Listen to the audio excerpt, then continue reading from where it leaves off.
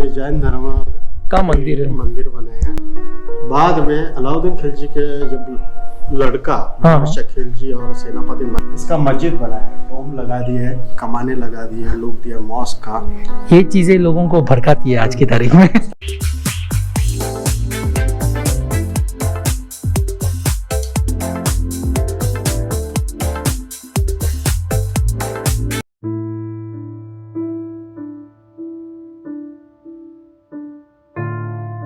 दोस्तों, ये वीडियो शुरू करने के पहले आप लोगों के सामने मैं कुछ सवाल रखना चाहूंगा। इन सवालों की वजह से मैं देवगिरी में गया था। क्या थे ये सवाल? पहला सवाल, क्या महत्व है देवगिरी का भारत के इतिहास में? दूसरा सवाल है, क्या देवगिरी किला भारत की कभी राजधानी थी? तीसरा सवाल है, देवगिरी दौलताबाद कैसे बना? और मेरा चौथा सवाल है, क्या देवगिरी अजय किला है?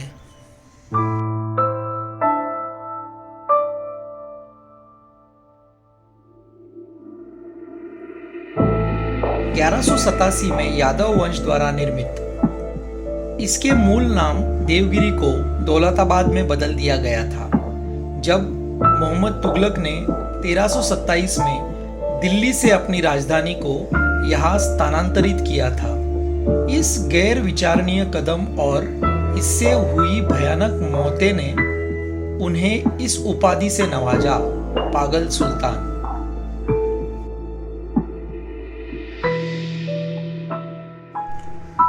चांद मीनार, चीनी महल और बारादरी इस किले के मुख्य स्मारक है।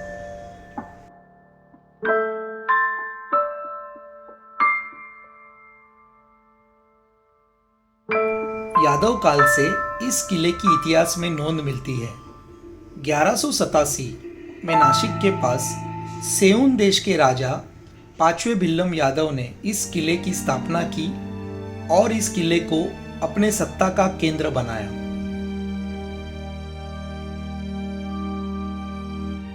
आपको काफी जानकारी ये पढ़कर मिल जाएगी। इस वीडियो को पॉज करके आप ये पढ़ सकते हो। दौलताबाद औरंगाबाद सिटी सेंटर से तकरीबन 16 किलोमीटर के अंतर पर है। चलिए दोस्तों, अपना देवगिरी का सफर शुरू करते हैं।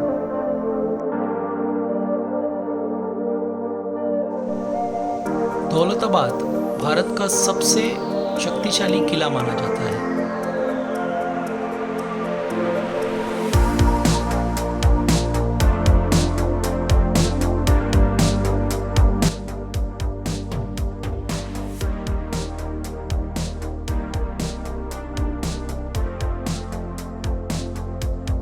ये मुख्य द्वार है जिससे हम किले में दाखिल होते हैं। ये जो भाई साहब आगे चल रहे हैं, ये हमारे गाइड हैं। इन्होंने काफी सारी जानकारी हमें दी है।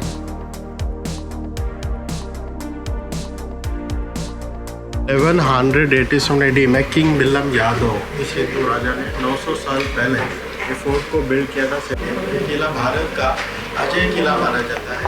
एक शासक ने किले की सुरक्षा में ऐसे अद्भुत चीजें जोड़े कि दौलताबाद को वस्तुतः अवैध माना जाता था और कहा जाता था कि हर एक प्रत्येक अवसर पर केवल विश्वासघात के माध्यम से इस किले पर विजय प्राप्त की गई थी।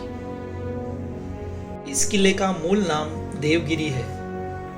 कुछ इतिहासकारों का यह मानना है कि देवगिरी के निर्माते राजा राष्ट्रकूट है, जिन्होंने वेरूळ के पास कैलाश मंदिर का निर्माण किया था। आपको काफ़ी जानकारी ये पढ़कर मिल जाएगी। से अभी हमने एंटर किया। यहाँ पे आप देख सकते हैं कर्व वॉल बनाई है, जिसकी वजह से कोई दुश्मन हाथी लेकर आक्रमण करता है तो उसकी स्पीड यानी गति को लॉक किया जा सकता है। इसका बहुत इम्पोर्टेंस है। ये जो सामने आप देख रहे हैं, ये दूसरा दरवाज़ा है। तो चलिए और आगे बढ़ते हैं इस किले के अंदर। देवगिरी किला 3 स्तर वाली दीवारों से घिरा हुआ है। इसे स्थानिक भाषा में कोट कहते हैं। इनके नाम है अंबरकोट, महाकोट और कालकोट। से बड़ा वाला जो दरवाजा रियल है, कॉर्नर के अंदर में एक छोटा सा डोर है जो डमी डोर है या फेक डोर। ये जो दरवाज़ा आप देख रहे हैं ये एक डमी दरवाज़ा है। इस दरवाजे के द्वारा अगर दुश्मन अंदर जाएंगे तो वो 1 किलोमीटर तक आगे जाएंगे और उनका टाइम और एनर्जी वेस्ट होगा और दुश्मन को वहाँ पर ख़त्म किया जा सकता है। तो ये एक इस किले में बहुत सारी चीज़ों में ये भी एक चीज़ है जो इस किले को बहुत ज़्यादा सेफ और शक्तिशाली बनाती है। इतिहास गवाह है, देवगिरी किले ने कभी भी युद्ध नहीं देखा। देवगिरी किले ने देखा है तो सिर्फ धोखा। ऐसी एक घटना है जिसमें लक्खूजी जाधव और उनके पोतों की हत्या की गई थी देवगिरी किले में। लक्खूजी जाधव कौन थे? वो छत्रपति शिवाजी महाराज के नाना थे और निज़ाम शाही सुल्तान के जागीरदार। उन्हीं निज़ाम शाही सुल्तान के कहने पर उनका कत्ल हुआ था इस देवगिरी किले में। 1952 में आर्कियोलॉजिकल सर्वे ऑफ इंडिया ने अलग अलग किलों से जो कैनन्स होती है वो यहाँ पर लाकर रखी है। जो कैनन आप देख रहे हो ये इसे बांगड़ी कहते हैं। ये मुरुड जंजीरा से लाकर रखी हुई है यहाँ पर। रिंग वाली कैनन है। अच्छा, बांगड़ी बोलते हैं ना उसको, बांगड़ी तो रिंग वाली। हाँ, जैसे ये- मुरुड जंजीरा में कलाल ये बांगड़ी। कहाँ से कहीं और से लाकर रखी ये जो है तो निज़ाम ऑफ हैदराबाद ने इसको परचेस किया। है? अच्छा, निज़ाम ऑफ हैदराबाद के टाइम की ये कैनन है। तो चलिए और आगे बढ़ते हैं इस किले के अंदर। ये जो टाइल्स आप देख रहे हो ये जानकर ऐसे बनाए हैं जिसकी वजह से एनिमी को तकलीफ होगी और मतलब घोड़ों को तकलीफ होगी उनके, और वो स्पीड में नहीं आ सकेंगे किले के अंदर।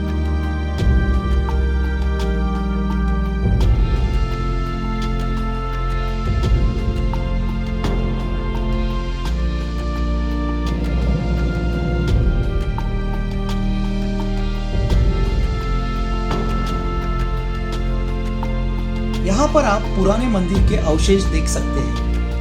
इस मंदिर में जाने से पहले पास में जो बावड़ी है उसमें हाथ मुंह धोकर दर्शन लिया जाता था। इस किले में काफी सारे कुएं हैं जिसे बावड़ी कहा जाता है, अंग्रेजी में स्टेप वेल। ये जो आप देख रहे हैं ये सरस्वती बावड़ी है। सरस्वती बावड़ी के अलावा कड़ा बावड़ी और कचेरी बावड़ी भी है।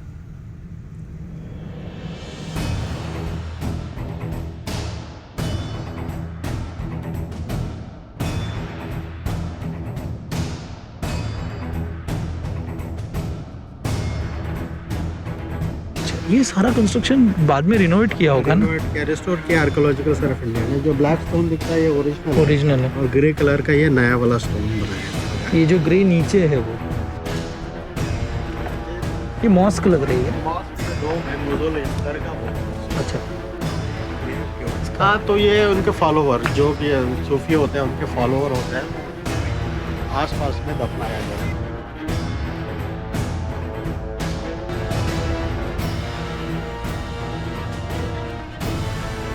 1187 में यादव वंश द्वारा निर्मित।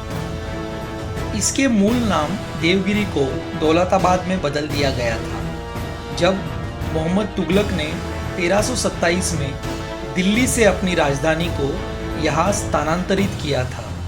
इस गैर विचारणीय कदम और इससे हुई भयानक मौतें ने उन्हें इस उपाधि से नवाजा, पागल सुल्तान।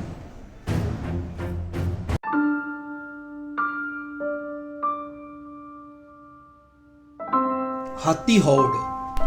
इसके भव्य रूप की वजह से इसका नाम हाथी हौड़ रखा गया है।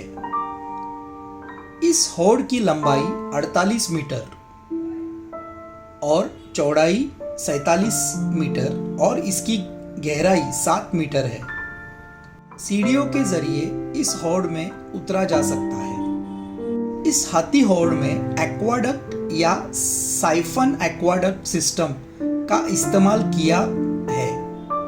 प्राचीन ग्रीस, प्राचीन मिस्र और प्राचीन रोम में एक्वाडक्ट का उपयोग किया जाता था। ऐतिहासिक रूप से एक्वाडक्ट ने पीने के पानी को किसी भी तरह की गंदगी से दूर रखने में काफी मदद की। यहाँ पर जो अभी वेजिटेशन दिख रहा है, इस जगह खुदाई में देवी देवताओं की मूर्तियां मिली थी। उन मूर्तियों को अभी चांद मीनार के पास एक संग्रहालय में रखा है। हाथी तालाब के किनारे एक घूमट वाला प्रवेश द्वार है। प्रवेश करते ही एक भव्य प्रांगण दिखाई देता है।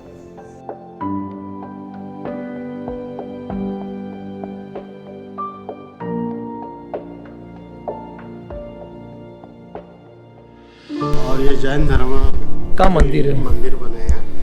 बाद में अलाउद्दीन खिलजी के जब लड़का बादशाह खिलजी और सेनापति मलिक कफूर जो लास्ट टाइम में उन्होंने इस फोर्ट में आने के बाद में फोर्ट कब्जे में लेने के बाद इसका मस्जिद बनाया, डोम लगा दिए, कमाने लगा दिए, लोग दिया मॉस्क का। ये चीजें लोगों को भड़काती है आज की तारीख में।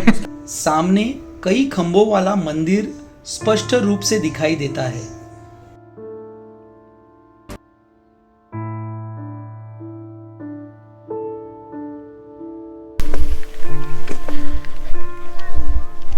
ये जो साइड में अपने को दिख रहे हैं, ये सब टूटे हुए हैं क्या? जो पिलर्स, वो पिलर्स बाद में रीइंस्टॉल किए गए, पूरे से टोटली गिर चुके थे।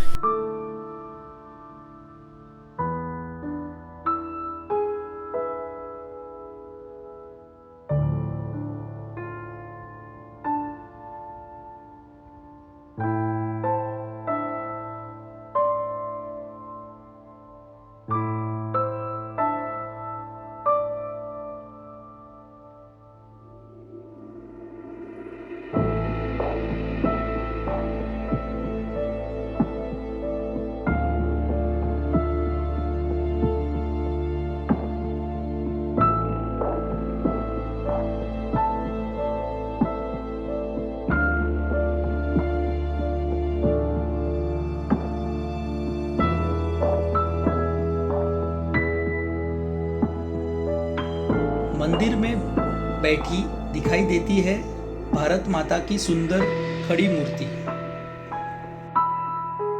ये स्तंभ प्लग और सॉकेट जैसे एक दूसरे में जुड़े विशाल पत्थर है। इसीलिए भूकंप के दौरान ये मंदिर जरूर हिलेगा, लेकिन ये कभी गिरेगा नहीं। इंटरलॉक करके करे प्लग सॉकेट के हिसाब से ये आपको इसमें हिलता है, टेम्पल पर गिरता है। अच्छा। मूल रूप से यह एक जैन मंदिर था। इस मंदिर को 1318 के आसपास दिल्ली के सुल्तान कुतुबुद्दीन मुबारक द्वारा एक मस्जिद में परिवर्तित कर दिया गया था।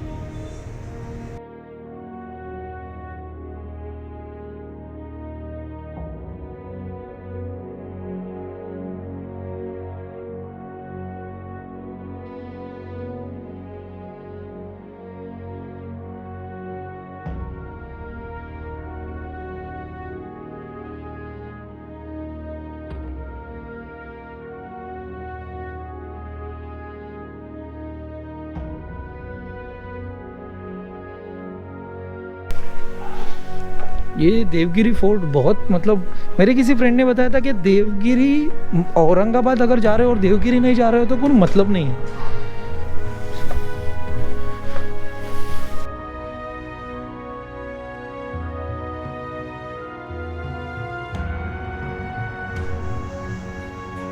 हमारे गाइड ने हमें ये बताया कि ये एक जैन मंदिर था और अलाउद्दीन खिलजी के बेटे और उनके जो सेनापति थे मलिक गफूर, उन्होंने इस मंदिर को मस्जिद बनाया और ऊपर कमाने लगा दी और जो भी मंदिर का स्ट्रक्चर था उसे चेंज करने की कोशिश की।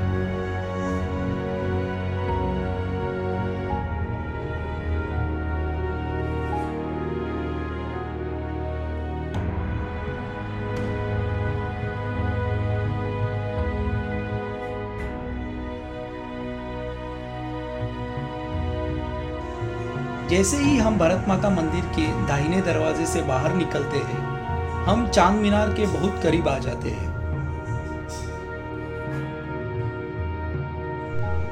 जैसे ही आप महाकोट को पार करते हैं, आपको एक ऊंची मीनार चांद मीनार दिखाई देती है। जैसे ही हम भारत माता मंदिर के दाहिने दरवाजे से बाहर निकलते हैं, हम चांद मीनार के बहुत करीब आ जाते हैं। यह मीनार 3 मंजिल ऊंची है। ऊंचाई में यह दिल्ली के कुतुब मीनार के बाद दूसरे स्थान पर है। टावर के चारों ओर खूबसूरत नक्काशी की गई है। इसकी झलक आज भी कुछ जगहों पर देखी जा सकती है। तत्कालीन देवगिरी महल पर कब्जा करने के बाद सुल्तान अलाउद्दीन खिलजी द्वारा किले परिसर के अंदर जीत के संकेत को रूप में चांद मीनार की स्थापना की गई थी।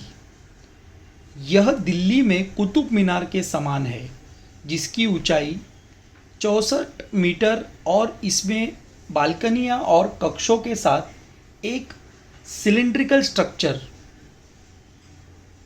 की रचना की है।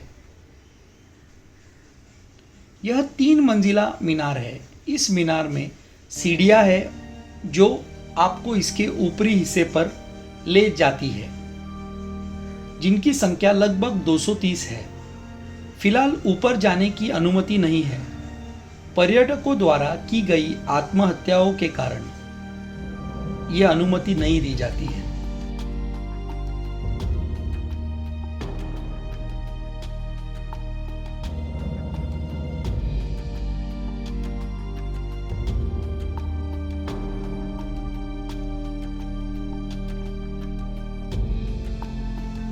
इस मीनार को खास तुर्की शैली में बनवाया गया है और इसके आसपास के हिस्से को 4 हिस्सों में बांटा गया, जिसमें 24 चेंबर्स है।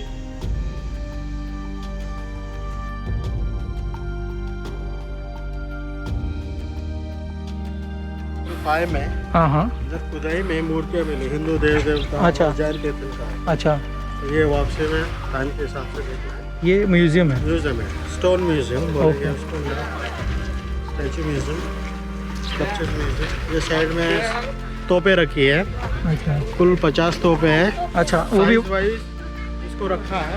अच्छा ये कुछ हैदराबाद की है, औरंगजेब के टाइम अच्छा तीसरी हाँ डच तोप है। डच तो अच्छा, ये अलग है पूरे तोपों से।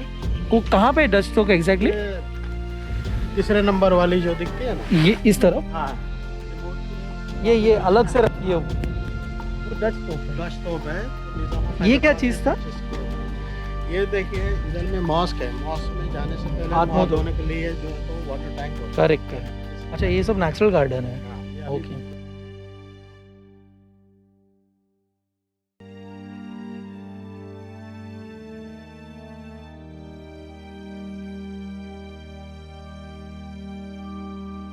और कौन सा गेट आपने बताया था वो? कालकोट। आगे वाला जो गेट है ना तो कालकोट। कालकोट मतलब जिधर मौत का दरवाजा। मौत का दरवाजा मतलब होता है मौत। हम लोग कालकोट भी देखने वाले हैं और भूल भुलैया देखने वाले हैं। मैंने लखनऊ के किसी वीडियो में भूल भुलैया देखा है।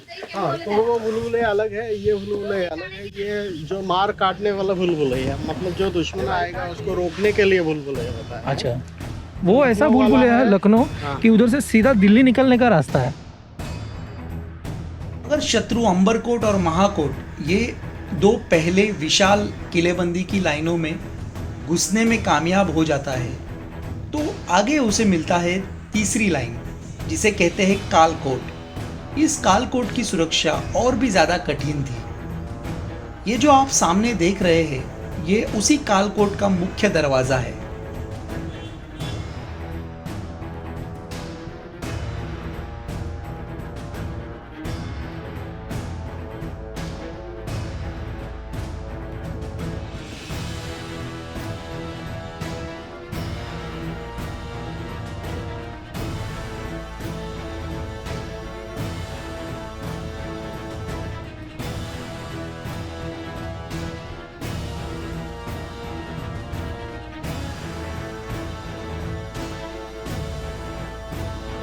यहाँ पर एक नकली दरवाज़ा हुआ करता था।